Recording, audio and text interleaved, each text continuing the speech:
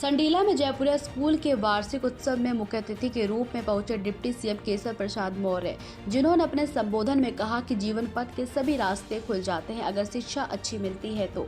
छोटे छोटे अन्य बच्चों के लिए कार्यक्रम किए गए, उनके अंदर प्रतिभा है, लेकिन प्लेटफॉर्म जब मिल जाता है अच्छी शिक्षा का तो सभी मार्ग सुगम और प्रशस्त हो जाते हैं। साथ ही केशव प्रसाद मौर्य ने यह भी कहा कि शिक्षा की दृष्टि से हमारी डबल इंजन की सरकार प्रधानमंत्री नरेंद्र मोदी और प्रदेश के सीएम योगी आदित्यनाथ के नेतृत्व में शिक्षा के क्षेत्र में संकल्प लेकर काम कर रहे हैं।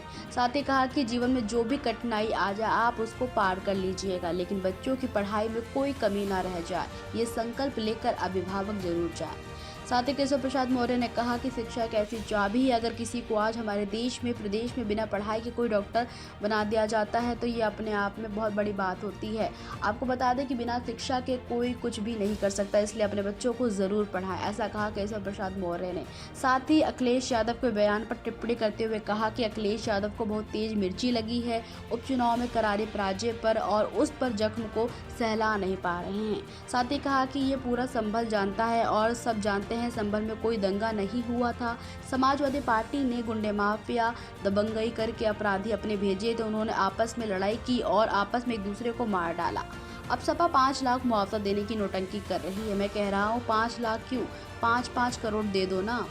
कहा कि ये तुम्हारा मुस्लिम तुष्टीकरण है और वोट बैंक की राजनीति करने का नया मॉडल है। देखिए, श्री अखिलेश यादव जी को बहुत तेज मिर्ची लगी हुई है उपचुनाव में करारी पराजय की, और उस जख्म को वो सहला नहीं पा रहे हैं। ये पूरा संभल जानता है और आप सब भी शायद कुछ खबर पा गए होंगे कि संभल में कोई दंगा नहीं हुआ था।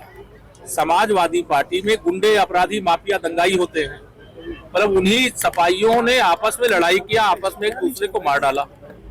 अब वो 5 लाख रुपए का मुआवजा और प्रतिनिधिमंडल भेजने की नौटंकी कर रहे हैं। मैं कह रहा हूँ 5 लाख क्यों देते हो, आप 5-5 करोड़ दे दो। ये तुम्हारा मुस्लिम तुष्टीकरण और वोट बैंक की राजनीति करने का नया मॉडल है, जिसे जनता ने नकार दिया है। भाजपा को अब केवल हिंदुओं का नहीं मुसलमानों का भी भरपूर वोट मिल रहा है और समाजवादी पार्टी की साइकिल पंचर हो गई है, उस सफाई की ओर रवाना हो। हरदोई से सुनील कुमार की ये रिपोर्ट।